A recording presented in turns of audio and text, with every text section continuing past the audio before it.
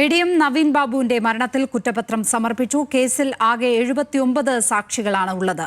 Petrol പമ്പിന് അപേക്ഷിച്ച TV. Prasanthan കേസിൽ 43-ാം സാക്ഷിയാണ്.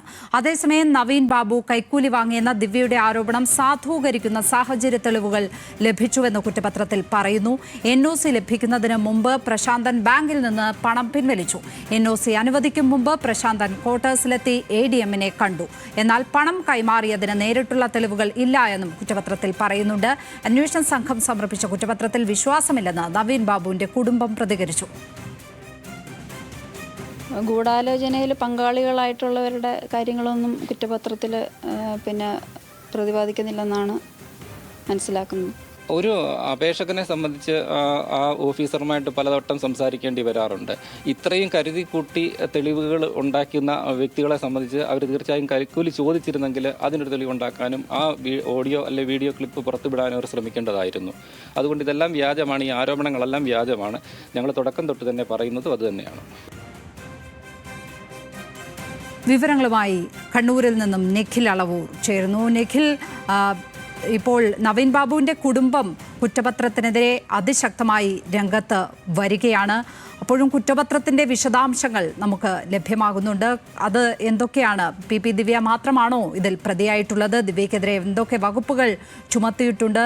കുറ്റപത്രത്തിലെ മറ്റ് സുപ്രധാനമായ കണ്ടെത്തലുകൾ കൂടി നിഖിൽ. ലക്ഷ്മിരത്ന, തീർച്ചയായും ഈ കുറ്റപത്രത്തിൽ ഒരൊറ്റ പ്രതി മാത്രമാണുള്ളത്. അത് പി ദിവ്യയാണ്. BNS 108 പ്രകാരം ആത്മഹത്യാ പ്രേരണ കുറ്റമാണ് പി ദിവ്യക്കെതിരെ ചുമത്തിയിരിക്കുന്നത്. ഈ യാത്രയയപ്പ് സമ്മേളനത്തിൽ, അതായത് ഒക്ടോബർ 14-ാം തീയതി കണ്ണൂർ കളക്ടറേറ്റ് കോൺഫറൻസ് ഹാളിൽ നടന്ന യാത്രയയപ്പ് സമ്മേളനത്തിൽ ക്ഷണിക്കപ്പെടാതെയാണ് പി ദിവ്യ എത്തിയത്. അവിടെ പി ദിവ്യ നടത്തിയ പരാമർശങ്ങൾ, അധിക്ഷേപ പരാമർശങ്ങളാണ് ADM നവീൻ ബാബുവിനെ ആത്മഹത്യയിലേക്ക് നയിച്ചത്.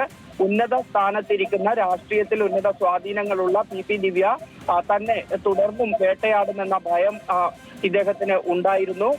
ഒപ്പം തന്നെ ജീവിക്കാൻ ഇനി സാധിക്കില്ല, മരണം മാത്രമാണ് മാർഗം എന്നൊരു മാനസികാവസ്ഥയിലേക്ക് അദ്ദേഹം എത്തി. അതിനെ തുടർന്നായിരുന്നു ആത്മഹത്യ എന്ന് തന്നെയാണ് ഈ പോലീസ് കുറ്റപത്രത്തിൽ പറഞ്ഞിരിക്കുന്നത്.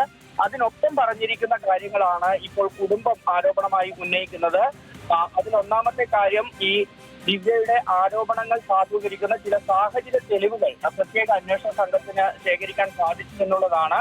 അതിലൊന്നാമത്തേത് NOC ലഭിക്കുന്നതിന്, അതായത് ചേരൻകുന്നിൽ ആരംഭിക്കാനിരുന്ന പെട്രോൾ പമ്പിന് NOC ലഭിക്കുന്നതിന് അപേക്ഷ നൽകിയ ടി.വി. പ്രശാന്തൻ ഈ NOC ലഭിക്കുന്നതിന് തൊട്ടു മുൻപ് ഒരു ബാങ്കിൽ നിന്നും പണം പിൻവലിച്ചിരുന്നെന്ന് അന്വേഷണ സംഘത്തിന് കണ്ടെത്താൻ സാധിച്ചിട്ടുണ്ട്. മാത്രമല്ല, നവീൻ ബാബുവും ടി.വി. പ്രശാന്തനും നിരവധി തവണ ഫോണിൽ സംസാരിച്ചു. NOC അനുവദിക്കുന്നതിന് മുൻപ് പ്രശാന്തൻ ക്വാർട്ടേഴ്സിലെത്തി, പള്ളിക്കുന്നിലെ ക്വാർട്ടേഴ്സിലെത്തി ADM-നെ കണ്ടു തുടങ്ങിയ കാര്യങ്ങൾ പറയുന്നുണ്ട്. അതേസമയം തന്നെ പ്രശാന്തൻ ഏതെങ്കിലും തരത്തിൽ ADM-ആയിരുന്ന നവീൻ ബാബുവിന് പണം കൈമാറിയതിന് നേരിട്ടുള്ള തെളിവുകളൊന്നും കണ്ടെത്താനും പോലീസിന് സാധിച്ചിട്ടില്ല എന്നാണ് കുറ്റപത്രത്തിൽ നിന്ന് വ്യക്തമാക്കുന്നത്. അതുകൊണ്ട് തന്നെ ഈ കാര്യത്തിൽ പോലീസ് വിശദമായ ഒരു അന്വേഷണത്തിലേക്ക് പോയിട്ടില്ല എന്നൊരു ആക്ഷേപം നേരത്തെ ഉണ്ടായിരുന്നു. ഈ ടി.വി. പ്രശാന്തൻ മുഖ്യമന്ത്രിക്കും ഒപ്പം തന്നെ വിജിലൻസിനും ഈ കൈക്കൂലിയുമായി ബന്ധപ്പെട്ട പരാതി നൽകിയിരുന്നു എന്നായിരുന്നു പറഞ്ഞിരുന്നത്. അതിനൊപ്പം തന്നെ മുഖ്യമന്ത്രിയുടെ ഓഫീസിലേക്ക് താൻ പരാതി നൽകിയിരുന്നു എന്ന പേരിൽ ഒരു പരാതിയുടെ കോപ്പി പ്രശാന്തൻ പുറത്തുവിട്ടിരുന്നു.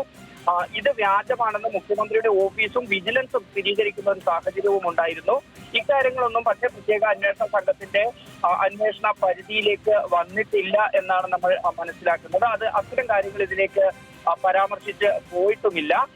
അതേസമയം ഈ കുറ്റപത്രത്തിൽ പി ദിവ്യക്കെതിരെ പറയുന്ന മറ്റൊരു കാര്യം എന്ന് പറയുന്നത്, ഈ സാധൂകരണ തെളിവുകൾ ഉണ്ടെങ്കിലും നിയമപരമായി സ്വീകരിക്കേണ്ട ഒരു നടപടിയും സ്വീകരിക്കാതെ ഈ നവീൻ ബാബുവിന്റെ ഉന്നത ഉദ്യോഗസ്ഥനായിരുന്ന കണ്ണൂർ ജില്ലാ കളക്ടറുടെയും ഒപ്പം അദ്ദേഹത്തിന്റെ കീഴ് ഉദ്യോഗസ്ഥരുടെയും മുന്നിൽ വെച്ച് മാനസികമായി അദ്ദേഹത്തിന് ക്ഷതമുണ്ടാക്കുമെന്ന് അറിഞ്ഞുകൊണ്ട് തന്നെ ഇത്തരം പരാമർശങ്ങൾ നടത്തി.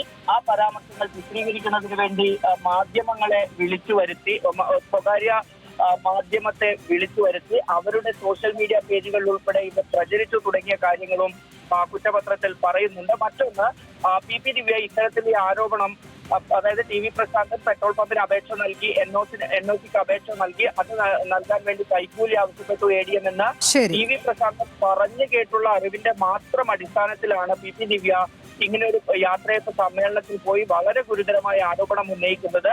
ഈ പൊതുമധ്യത്തിൽ ഉന്നയിക്കുന്നതിന് മുൻപ് മറ്റെവിടെയും ഈ പരാതി ഉന്നയിച്ചില്ല എന്ന കാര്യവും കുറ്റപത്രത്തിൽ പറയുന്നുണ്ട്. നിഖിൽ അളവൂരാണ് വിവരങ്ങൾ പങ്കുവച്ചത്. ഇപ്പോൾ